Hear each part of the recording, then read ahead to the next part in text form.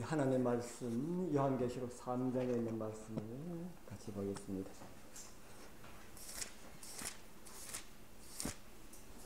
요한계시록 3장 14절입니다. 14절에서 22절까지 있는 말씀을 같이 읽겠습니다. 14절부터 22절까지. 라오디게아 다 찾으셨습니까? 라오디게아 시작. 라오디게아 교회 사제에게 편지하기를 아멘이시여 충성되고 참된 증인이시여 하나님의 창조의 근본이시니가 가라사대 내가 내 행위를 아노니 내가 차지도 아니하고 더럽지도 아니하도다. 내가 차든지 더럽든지 하기를 원하노라. 내가 이같이 미지근하여 더럽지도 아니하고 차지도 아니하니 내 입에서 너를 토하여 내치리라. 내가 말하기를 나는 부자라 부유하여 부족한 것이 없다 하나 내 공고한 것과 가련한 것과 가난한 것과 눈먼 것과 벌거벗은 것을 알지 못하도다. 내가 너를 권하노니 내게서 불로 연단한 금을 사서 부유하게 하고 흰옷을 사서 입어 벌거벗은 수치를 보이지 않게 하고 안약을 사서 눈에 발라 보게 하라. 물은 내가 사랑하는 자를 책망하여 징계하노니 그러므로 내가 열심을 내라 회개하라. 볼지어다 내가 문밖에 서서 두드리노니 누구든지 내 음성을 듣고 문을 열면 내가 그에게로 들어가 그로 더불어 먹고 그는 나로 더불어 먹으리라. 이기는 그에게는 내가 내 보좌에 함께 앉게 하여 주기를 내가 이기고 아버지 보좌에 함께 앉은 것과 제하리라. 귀 있는 자는 성령이 교회들에게 하시는 말씀을 들을지어다. 아멘.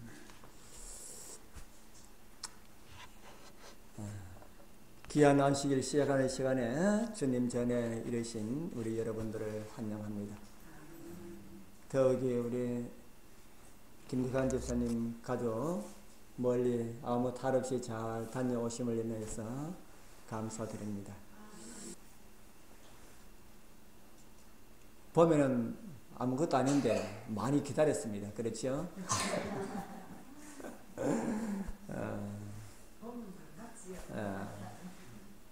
반가운 것 뿐인데 오늘 이 라오디게아 보내는 이 권면의 말씀을 통하여서 함께 감동과 은총의 말씀을 통하여서 우리 마음 가운데 깨달음이 있길 바랍니다. 오늘 이 라오디게아 교회에 보내는 권면을 아마 오늘 전반부만 해야 될 것 같다는 생각이 듭니다. 7교회 중에 라오디게아 교회는 몇 번째 교회입니까? 7번째 마지막 교회지요. 라오디게아 교회에 보내는 권면 가운데 보면은 토하여 내치리라라는 이런 말씀이 있습니다. 다른 말로 하면은 하나님 말씀대로 살지 못하면은 어떻게 된다는 말입니까? 하나님 말씀대로 살지 못하면은 버림받게 된다라는 이런 말씀의 의미로 우리는 이해를 할 수가 있습니다. 이 라오디게아 교회는 어디에 있었을까? 제가 지도를 다시 한 번 더 보여드리겠습니다. 라오디게아 교회는 7교회 가운데 한 바퀴 에베소로부터 한 바퀴 삥 돌아와서 제일 아래쪽에 있습니다. 라오디게아라고 하는 이런 이름은 거기에 제가 올려놓은 내용처럼 로마 황제 안티오코스 2세의 아내의 이름이 라오디게입니다. 그래서 그 라오디게의 이름을 따서 라오디게아라는 이런 이름을 그 지명에 붙였습니다.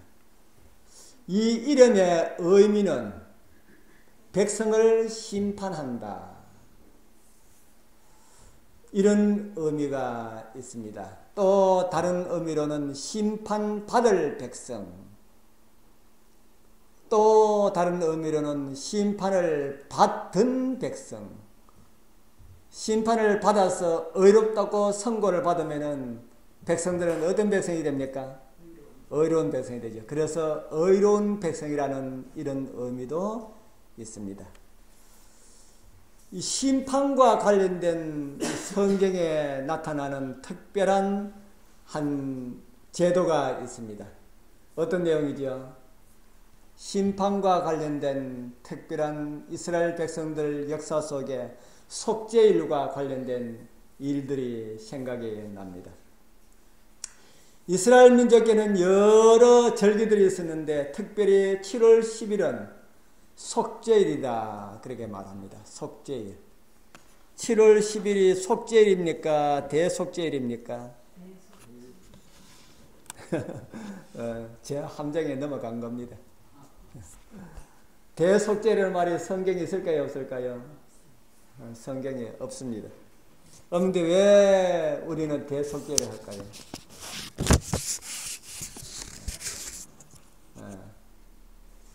우리 연애신의 내용 가운데 대속죄라고 하는 내용이 있다 보니까 우리는 속죄에 대한 내용을 할 때마다 대속죄 이렇게 하는데, 이런 이야기를 다른 사람들하고 이야기하다 보면, 우리가 입버릇처럼 하다 보면은 다른 사람들하고 이야기하다 보면은 성경에 대속죄도 있습니까? 하고 물으면은 할 말이 없습니다. 그래서 우리끼리는 괜찮지만은 다른 사람들하고 이야기할 때는 대속죄라는 말보다는 어떤 말을 쓰자? 속죄일이라는 말을 쓰자. 속죄일 1년에 한 번밖에 뿐이었습니다. 그날 한 번밖에 뿐이었기 때문에 대속죄일이라고 부르는 건데, 속죄일이라고 하는 그 의미가 대속죄일과 같은 그런 의미를 가지고 있다. 그 내용이 레위기 23장과 16장에, 레위기 23장 27절부터 29절에 보면은 같이 한번 읽어볼까요? 7월 10일은 시작. 7월 10일은 속죄일이니 너희에게 성해라. 너희는 스스로 괴롭게 하며 여호와께 화제를 드리고, 이날에는 아무 일도 하지 말 것은 너희를 위하여 너희 하나님 여호와 앞에 속죄할 속죄일이 됨이니라. 이날에 스스로 괴롭게 하지 아니하는 자는 그 백성 중에서 끊쳐질 것이라. 1년에 한 번 있는 이 속죄일에는 스스로 어떻게 하라 그럽니까? 스스로 괴롭게 하라. 그 다음에는 아무 일도 하지 말라. 괴롭게 하라는 말이 무슨 말일까요? 괴롭게 하는 말, 다른 말로 하면은 금식입니다. 금식하고 또 뭐 하지 말라 그럽니까? 아무 일도 하지 말라. 뭐만 하라는 거는 뭐만 하라는 이야기입니까? 금식하고 일도 하지 말고 뭐만 하라는 이야기입니까? 기도만 하라라는 그런 이야기입니다. 기도만 하라. 무슨 기도요? 회개의 기도. 자기 마음을 살피고 회개하는 이런 기도를 하라. 이와 관련된 제사가 레위기 16장에 나오는데요. 16장도 한번 보도록 하겠습니다. 여기는 속죄일 그 제사에 대한 내용이 나옵니다. 아론이 성소에 들어오려면은 수송아지로 속죄 제물을 삼고, 수양으로 번제물을 삼고, 거룩한 세마포 속옷을 입고, 세마포 고이를 살에 입고, 세마포 띠를 띠고, 세마포 관을 쓰고, 이것들은 거룩한 옷이라 물로 몸을 씻고 입을 것이며, 그 다음에 이스라엘 자손의 회중에게서 속죄 제물을 위하여 수염소 둘과 번제물을 위하여 수양 하나를 취할지니, 아론은 자기를 위하여 속죄제에 수송아지를 드리되 자기와 권속을 위하여 속죄하고, 또 그 두 염소를 취하여 회막 문 여호와 앞에 두고, 두 염소를 위하여 제비 뽑되 한 제비는 여호와를 위하여 한 제비는 아사셀을 위하여 할지며, 아론은 여호와를 위하여 제비 뽑은 염소를 속죄제로 드리고 아사셀을 위하여 제비 뽑은 염소는 산대로 여호와 앞에 두었다가 그것으로 속죄하고 아사셀을 위하여 광야로 보낼지니라. 이게 속죄일 날 제사입니다. 많이 들으셔서 뭐 구체적으로 더 이야기를 안 드려도 잘 아시겠지요. 특별한 것은 염소 2마리를 택한다 하는 겁니다. 한 마리는 누구를 위해서 하고요? 한 마리는 여호와를 위하여서, 한 마리는 아사셀을 위하여서. 여호와를 위하여서 제비 뽑은 양은, 염소는 어떻게 하고요? 잡아서 제물이 되고, 아사셀을 위하여 뽑은 그 수염소는 어떻게 합니까? 한쪽에 놔뒀다가 모든 제사가 다 끝나고 난 다음에 대제사장이 그 염소 머리 위에 안수를 하고 무인지경으로 보냅니다. 요거는 무엇을 상징할까? 먼저 한 마리는 여호와를 위하여 뽑힘 받은 그 한 마리는 누구를 상징하겠습니까? 우리의 죄를 대신해 줄 예수님을 상징하고, 또 그 나머지 한 마리는 누구를 상징한다고 우리가 배웠습니까? 사탄을 상징한다. 이렇게 한다고 해서 다른 교회에서는 난리가 납니다. 어떻게 하나님 제물로 제단에서 뽑힘을 받았던 그 염소가 사단을 상징하는가? 구속의 과학에 대해 그러니까 그렇게 이야기할 수 있겠죠. 마지막 때에 사단은 어떻게 됩니까? 마지막 때에 사단은 이 세상의 의인들은 다 부활해서 하늘에 가고 악인들은 다 죽고 난 다음에 사단이 어떻게 됩니까? 홀로 이 지구에 갇히는 이런 모습이 되지요. 그러고 난 다음에 마지막에 이 세상을 다 불로 살을 때에, 악인들이 다 죽을 때에 사단은 온 인류의 죄를 다 사단에게 다 이렇게, 왜냐하면 사단으로부터 시작되기 때문에 예수님께서 죽으신 것은 인류의 죄를 대신해서 죽으신 것입니다.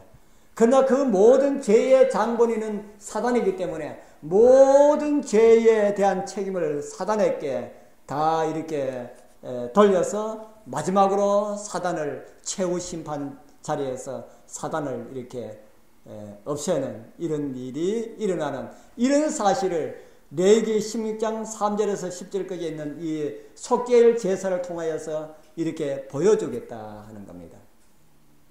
이런 제사를 할 동안에는 백성들은 어떻게 해야 되는가? 아까 우리가 본 그런 내용이지만은, 너희는 영원히 이 규례를 지킬지니라. 7월 그달 10일에 너희는 스스로 괴롭게 하고 아무 일도 하지 말되 본토이든지 너희 중에 우고하는 객이든지 그래하라. 이날에 너희를 위하여 속죄하여 너희로 정결케 하리니 너희 모든 죄에서 너희가 여호와 앞에 정결하리라. 이는 너희에게 큰 안식일인즉 너희는 스스로 괴롭게 할지니 영원히 지킬 규례라. 대제사장은 성소 안에서 속죄일의 의식을 집례하고, 밖에서는 모든 백성들이, 그 이스라엘 백성들, 모든 백성들이 다 성소 앞에 모여서 자신의 죄를 자복하고 회개하는 이런 일을 한다. 그때에 하나님의 말씀에 듣지 아니하고 하나님의 말씀을 순종하지 아니하고 뭘 자신을 괴롭게 해서 금식도 하지 아니하고 회개도 하지 아니한다면 어떻게 될까요? 금식도 하지 아니하고 회개도 하지 아니한다면 대제사장이 지성소 봉사를 다 마치고 밖에 나오면은 하나님의 간합되었다는 이런 표가 나타나지 않습니다. 그러면은 백성들 가운데 회개하지 않은 이런 죄가 있다는 이런 사실을 하나님께서 제사장에게 알려주는 겁니다. 그러면은 대제사장이 밖에 나와서 백성들을 다 모으고 난 다음에 그 죄인을 골라냅니다. 어떻게 골라낼까요? 이스라엘 백성들 늘 하는 방법이 있지요. 이스라엘 백성들은 심지 뽑기, 제비 뽑기를 해서, 제비 뽑기 걸릴 대로 걸리는 것이 아니라 그 제비 뽑기를 통해서 하나님께서 그 죄인을 가려내는 이런 일들을 합니다. 그래서 한 사람이 나타나면은 그 사람 죄를 고백을 듣고 난 다음에 어떻게 합니까? 이스라엘 백성들이 돌로 이렇게 쳐서 죽임을 당합니다. 그래서 그날은 죄인에게는 죽임을 당하는 엄숙한 심판의 날이요, 의인들에게는 죄의 용서함을 받는 하나님의 의로운 백성이라고 그런 언도를, 그런 선고를 받는 그런 복된 시간이었다. 그래서 이날은 정말 엄숙한 심판의 날이 되었다 하고 그렇게 말을 하고 있습니다. 그래서 혹 죄가 생각나지 않을까 하는 마음으로 기도하면서 자신을 살피는 그런 시간을 보냈습니다. 그리고 그날이 닿으면은 이스라엘 모든 백성들은 죄들이 용서받았다는 이런 보증을 제사장을 통해서 듣게 됩니다. 바로 그런 백성이 아까 라오디게아 교회, 라오디게라고 말하는 그 의미, 심판받은 백성, 심판받은 백성이라고 하는 의로운 백성이 된다 하는 겁니다. 성경에서 라오디게아 교회는 아까 그 지방에 있었던 교회지만은 시대적으로 라오디게아 교회는 언제라 그럽니까? 라오디게아 교회는 어느 시대라 그럽니까? 지금 이 시대. 그러니까 연대로 말하면은 1844년부터 우리 주님께서 이 땅에 재림하시는 그날까지의 이 교회를 라오디게아 교회 시간이다, 시기라고 그렇게 말을 하고 있습니다. 그러니까 지금은 어떤 시기라고 하는 겁니까? 지금은 엄숙한 시기다. 바로 그 속죄 제사를 드릴 때에 제사장이 지성소에 들어가서 제사를 드리는 동안 모든 백성들이 성소 밖에서 자신을 살피고 정말 죄를 자복하고 회개하고 금식하면서 회개하는 이런 일을 하여야 할 그런 두려운 시기가 바로 지금 오늘날 이 시기다. 그렇게 성경은 오늘 우리에게 말씀을 해주고 있습니다. 우리는 지난번 빌라델비아 교회를 통하여서 지성소에 들어가시는 주님의 모습을 보게 되었습니다. 바로 지금 이 시기가 속죄일 시기라 하는 그런 사실들을 성경은 오늘 우리에게 가르쳐주고 있습니다. 우리는 이스라엘 백성들이 그랬던 것처럼 자신을 성찰하는 이런 시간이 되어야 할 것입니다. 우리의 죄들이 해결되지 않는다면 우리 주님께서 하늘 지성소에서 나오면 어떻게 됩니까? 끝이다. 우리 주님께서 지성소에 계시는 동안이 은혜의 시간이지 지성소에서 나오시면은 이스라엘 백성들이 제사장이 지성소에 나오면은 그 이스라엘 백성들에게 회개할 기회가 더 이상 없는 것처럼 오늘 우리에게도 주어진 그 은혜의 시기가 예수님께서 지성소에서 나오시면은 끝난다 하는 그런 사실들을 우리는 알고 있습니다. 우리 사랑하는 성도님들, 바로 오늘이라고 하는 이런 시간이 주어져 있을 때 정말 회개하면서 주님을 기다리는 그런 백성들이 되길 축복합니다. 라오디게아 교회는 어떻게 세워졌을까? 성경학자들이 바울이 에베소 교회에 체류할 때에 개척되었을 것이다. 그렇게 말을 하고 있습니다. 라오디게아 교회의 거기에 유적지에 가보면은 라오디게아 교회라고 하는 이런 팻말이 붙어 있고 그곳에 라오디게아 교회의 연혁이 적혀 있다고 합니다. 그 있는 것을 옆에 옮겨 놨습니다. 사도 바울이 개척을 했고 AD 166년 사가리스가 그곳에서 순교를 했고 3세기 사도 헌장 아킴보 최초의 감독이었다. 그리고 AD 364년에는 라오디게아 종교회의가 있었다. 이렇게 기록을 해놓고 있습니다. 그럼 이 라오디게아 교회에 편지를 보내시는 분의 신원에 대해서 좀 살펴보도록 하겠습니다. 성경에서 이분의 신원, 이곳에 편지를 보내는 분의 신원은 어떻게 말하는가? 읽어본 내용이지만 우리 또 다시 같이 한번 읽어보겠습니다. 라오디게아 시작. 라오디게아 교회의 사자에게 편지하기를 아멘이시여 충성되고 참된 증인이시여 하나님의 창조의 근본이신 이가 가로사대 이 아멘이시여 라고 말하는 이 아멘은 무슨 말일까? 아멘 잘 알지요? 전 세계적으로 성경에 나오는 원어를 그대로 사용되는 성경 언어가 몇 개가 있는데 그 중에 하나가 이 아멘입니다. 아멘. 아멘은 히브리어입니다.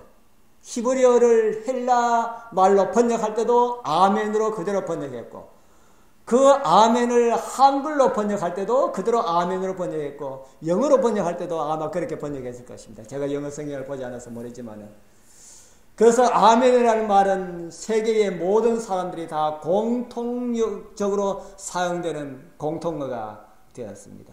이 아멘이라는 말이 어떤 말일까? 아멘이라는 말이 어떤 말일까? 어떤 말로 알고 있습니까? 아멘이라는 말. 성경에 아멘이라고 하는 말이 아주 많이 사용된 성경절이 있습니다. 요한복음 1장 51절에 진실로 진실로 너에게 이르노니 라고 말하는 거기에 진실로가 원어가 아멘입니다. 아멘 아멘 너에게 이르노니 이렇게 이런 말입니다. 그 밑에 요한복음 3장 3절 3장 5절 11절 5장 19절 24절 다 그런 말씀이죠. 요한복음에는 이런 표현이 25번 이상 기록되어 있다 그럽니다. 아멘이라는 뜻은 어떤 뜻이라는 말입니까? 여기 요한복음을 통해서 볼 때에 진실, 진실로, 진실. 다른 말 하면은 진실을 우리말로 다르게 말하면 또 어떤 말이 됩니까? 진실이 어떤 말이 됩니까? 참되다, 참되다라는 이런 말이 되겠지요. 그러면은 아멘이시여라는 말은 어떤 분이라는 말입니까? 예, 그분은 진실되신 분이고 참되신 분이시다라는 그런 말이죠. 요한계시록 3장 14절에 보면은 라오디게아 교회의 사제에게 편지하기를 아멘이시여 충성되고 참된 증인이시여 하나님의 창조의 근본이시니가 가라사대 라는 이 말씀을 우리말로 원어를 그대로 번역을 하면은 아멘이시여 진실되고 참된 증인이시여 라고 하는 이 말을 히브리 말로 그대로 번역을 하면은 아멘이시여 아멘이시여 아멘이시니가 가라사대 이런 말이 되는 겁니다. 예수님은 어떤 분이시라 하는 겁니까? 예, 진실에 있어서는 어떻게 어떤 말을 할 수가 없다. 그러니까 진실되고 진실되신 그런 분이시다. 그렇게 그런 말을 우리에게 하고 있습니다. 제가 밑에 적어놨죠.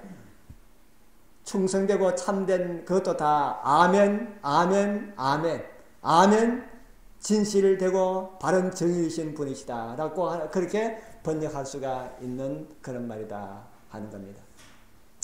그 다음에는 또 어떤 분으로 나타나셨을까? 하나님의 창조의 어떤 분이라고 그럽니까? 하나님의 창조의 근본. 창조의 근본이 어떤 말일까요? 창조의 근본. 창조의 근본을 두 가지 의미로 해석할 수가 있습니다. 하나는 창조를 뭐 하신 분요? 하나는 창조를 시작하신 분. 다른 하나는요? 창조의 시작 되신 분. 창조의 근본을 두 가지로 다 해석할 수가 있습니다. 그런데 첫 번째 창조를 시작하신 이로 우리가 이해를 하고 해석을 하면은 예수님은 어떤 분이 됩니까? 예수님은 창조주가 되시고요. 두 번째 창조의 시작이 되신 분이라 하고 그렇게 해석을 한다면은 예수님은 어떤 분이 됩니까? 예? 예수님이 어떤 분이 돼요? 창조의 시작 되신 이가라고 하는 것으로 해석을 하면은 예수님은 피조물이 되는 겁니다. 그래서 오늘날 예수님을 피조물이라고 주장하는 교단들 있죠. 그 교회에서 두 번째 예수님을 창조의 시작 되신 분이라 창조의 근본을 그렇게 해석을 합니다. 그렇게 해석할 수가 있기 때문에 그렇게 해석합니다. 그러면은 창조를 시작하신 이라고 불려야 될까? 창조의 시작 되신 이로 보아야 할까? 어떻게 봐야 됩니까? 누구 마음대로요? 예? 누구 마음대로? 누구 마음대로 해야 됩니까? 예. 지금 이 기록을 누가 썼습니까? 하나님의 감동으로 썼지만은 누가 썼어요? 요한이 썼습니다. 그러니까 요한한테 물어봐야 되겠죠. 요한에게 창조의 근본이라고 하는 이 근본이 도대체 뭐냐? 예수님이 어떤 분이냐? 하고 물어봐야 되겠죠. 그러면 요한이 답을 해줄까요? 예, 우리 요한복음 1장에 있는 내용이 요한이 말하는 예수님입니다. 우리가 잘 아는 내용이지요. 같이 한번 읽어보겠습니다. 태초에 시작. 태초에 말씀이 계시니라. 이 말씀이 하나님과 함께 계셨으니 이 말씀은 곧 하나님이시니라. 그가 태초에 하나님과 함께 계셨고 만물이 그로 말미암아 지은 바 되었으니 지은 것이 하나도 그가 없이는 된 것이 없느니라. 그 안에 생명이 있었으니 이 생명은 사람들의 빛이라. 요한은 예수님을 어떤 분이라 그럽니까? 이 말씀을 가지고도 그 사람들은 여기에 나오는 이 말씀이 곧 하나님이라고 하는 이 하나님은 소문자로 썼고 앞에 나오는 하나님은 대문자로 썼기 때문에 대문자로 쓴 하나님하고 소문자로 쓴 하나님하고 질이 다르다 그렇게 말합니다. 그 말도 그런 것 같아요. 그 말도 그런 것 같습니다. 그런데 여기에 요한은 적어도 예수님의 신원을 4가지로 설명을 하고 있습니다. 첫 번째 하나는 예수님은 누구와 함께 계셨던 분이라 그럽니까? 하나님과 함께 계셨던 분이다. 언제부터 하나님과 함께 계셨을까요? 예, 이제 밑에 보면 나옵니다. 그 다음에 두 번째로는 바로 그분이 누구라 그럽니까? 바로 그분이 하나님이다. 또 세 번째로는요, 이 세상의 모든 피조물들이 다 누구를 통해서 만들었다 그럽니까? 예수님을 통해서 만들었다. 이것도 그 사람들은 이렇게 이야기합니다. 하나님이 예수님을 만들어 놓고 예수님이 세상을 다 만들었다. 하나님이 예수님을 제일 먼저 만들어 놓고 난 다음에 그 예수로 하여금 온 세상을 만들도록 했다. 그렇기 때문에 예수가 창조자가 된다. 그러나 창조주는 아버지 하나님이시다. 그렇게 말을 합니다. 그것도 그럴듯하지요. 그래서 피조물이다. 그렇게 말합니다. 그런데 자세히 보면은 지은 것이 몇 개만 예수님께서 만드셨다 그럽니까? 지은 것이 몇 개만 예수님이 만들었다 그럽니까? 거기에 우리 요한복음 1장 1절부터 4절까지 쭉 보면은 지은 것이 그거 없이는 된 것이 뭐하다 그럽니까? 된 것이 없느니라. 예수님 없이 창조된 것은 몇 개 있다고요? 한 개도 없다. 예수님 없이 창조된 것은 하나도 없다. 그러면은 예수님이 하나님이 예수님을 제일 먼저 만들었다면은 예수님도 뭡니까? 피조물을 한 것이죠. 그러면은 피조물은 예수님 없이 된 것이 하나도 없으니까 예수님도 누가 만들었다는 결론이 됩니까? 요한복음 1장 1절에서 4절까지 나오는 이 말씀을 해석하면은 예수님도 예수님이 만들었다는 이런 아주 우스운 코미디 같은 이런 결론에 나게 됩니다. 그래서 그들의 주장은 성경적이 아니다. 그 다음에 보면은 네 번째 보면은 그 안에 뭐가 있었다 그럽니까? 예수님 안에 뭐가 있었어요? 생명이 있었다. 생명. 그 생명은 다른 어디에서 파생된 그런 생명이 아닌 자체적으로 가지고 있는 그런 생명이다. 그래서 아버지 하나님과 동등된 그런 분이시다라는 이런 사실들을 우리에게 보여주고 있습니다. 이렇게 라오디게아 교회에서 창조주로 나타내시는 이유가 있습니다. 무슨 이유일까? 1844년 전후로 기독교 성도들에게 있어서는 아주 중요한 그런 해였습니다. 구속사에 있어서도 아주 중요한 이런 해였지만은 사단이 이렇게 중요한 이런 시기에 그냥 넘어가지 않는다 하는 겁니다. 이럴 시기에 어떤 일들이 일어났을까? 이런 일들이 일어났습니다.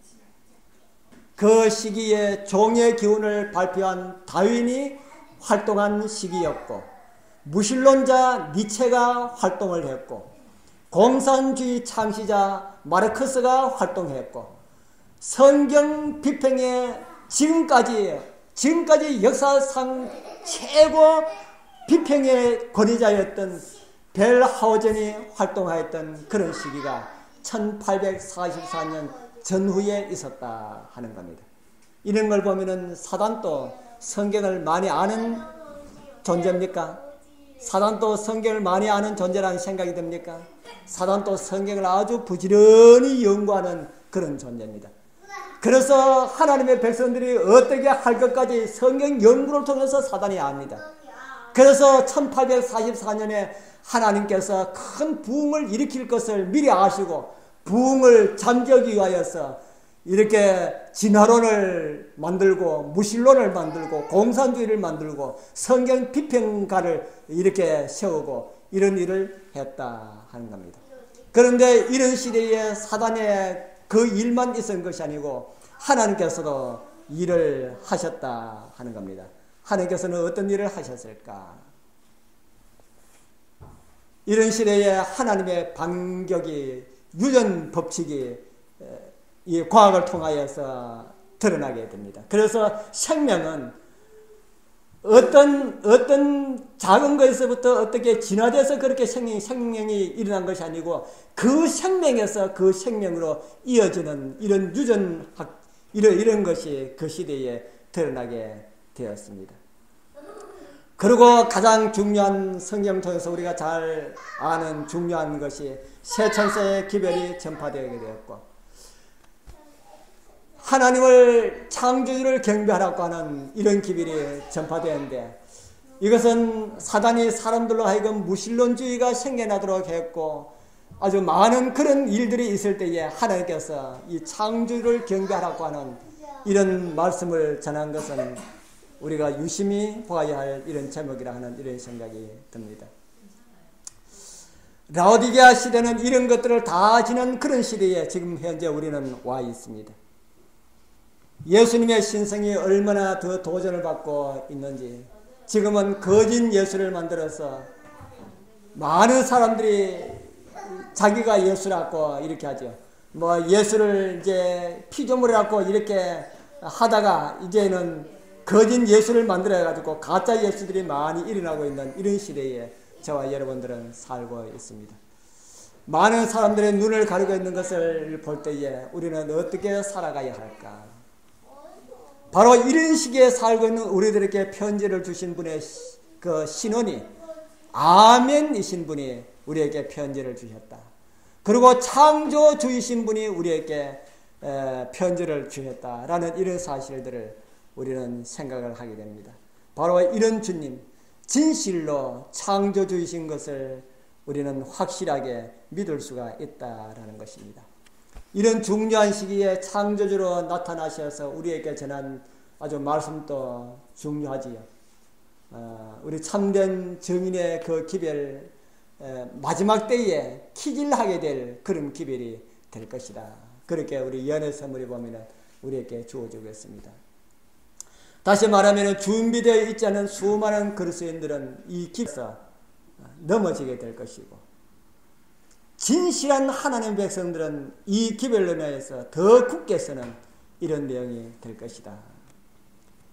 우리 다음 시간에 그 구체적인 내용을 우리가 같이 살펴보도록 하겠지만은 그 내용에 대해서 교회에 보내는 권면에 이런 내용이 있습니다. 나는 내가 본 흔들림의 뜻을 물어보았다.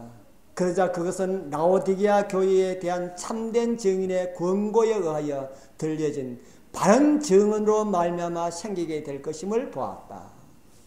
마지막 때에 흔들림이 있게 될 것이라는 사실을 우리 여러분들 다 성경 공부를 해서 다 잘 아시죠. 그 흔들림은 무엇을 통해서 온다 그럽니까? 흔들림은 외부에서 일어나는 핍박을 통해서 오는 것도 아니고요. 마음 가운데 일어나는 투정을 통해서 일어나는 것도 아니고 물론 작게 그런 것을 통해서도 작은 것이 올 수가 있습니다. 그러나 가장 큰 것은 무엇을 통해서 오는 것이라 그럽니까? 라오디게아 교회에 대해서 참된 증인의 권고에 의하여서 바른 증언으로 인하여서 흔들림은 오게 될 것이다. 그렇게 말하고 있습니다. 이 기별은 그것을 받아들이는 자의 마음의 효력을 나타내게 되고 그로 하여금 표준을 높이고 솔직한 진리를 전하게 될 것이다. 그러나 어떤 사람들은 이 솔직한 정언을 받아들이지 않을 것이다. 그들은 일어나서 이 정언을 반대할 것인데 이것이 하나님의 백성들 사이에 흔들림을 야기하게 될 것이다. 하나님의 백성들 교회에서 하나님의 바른 진리가 외쳐지게 될 때에 하나님의 백성들이 두 가지 반응을 일으키게 될 것이다. 어떤 반응과 어떤 반응입니까? 하나는 그것을 받아들이고 하나는 어떻게 할 것이라고요? 하나는 그것을 배척하게 될 것이다.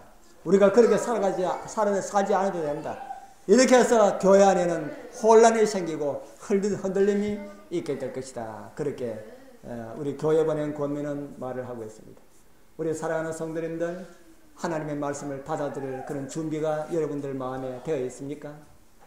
여러분들은 달콤한 말씀만 좋아한다면은 선 말씀이 우리에게 주어질 때에 그 말씀이 우리의 목에 넘어가지 아니하면은 우리가 그 말씀을 토하여 내면은 하나님께서도 우리를 토하여 내치리라. 그렇게 성경은 오늘 우리에게 말씀을 하고 있습니다. 그렇게 된다면 어떻게 될지 우리 여러분들은 다 잘 알게 될 것이라는 생각이 됩니다. 우리가 하나님의 말씀을 받아들이면 더 믿음 가운데 성숙된 이런 자리에 들어가게 되지만 우리의 하나님 말씀을 거절하면 토하여 내침을 받을 수가 있다. 우리 사랑하는 하늘 가기를 소원하는 우리 성도님들, 주님 주신 말씀이 토하여 지지 않도록 우리의 마음 가운데 소화가 될 수 있도록 하나님의 말씀, 진리의 말씀 어떤 것이라 할지라도 하나님의 말씀이라면 그것을 내가 받아들일 수 있는 이런 마음의 준비가 우리 여러분들 다 되기를 바랍니다. 그래서 정말 말씀으로 우리 주님 오심을 위해서 준비했다가 우리 주님께서 오시는 그날 그 영원한 하늘에 우리 다 영접함을 받는 우리 여러분과 제가 되기를 바라면서 말씀을 마치겠습니다.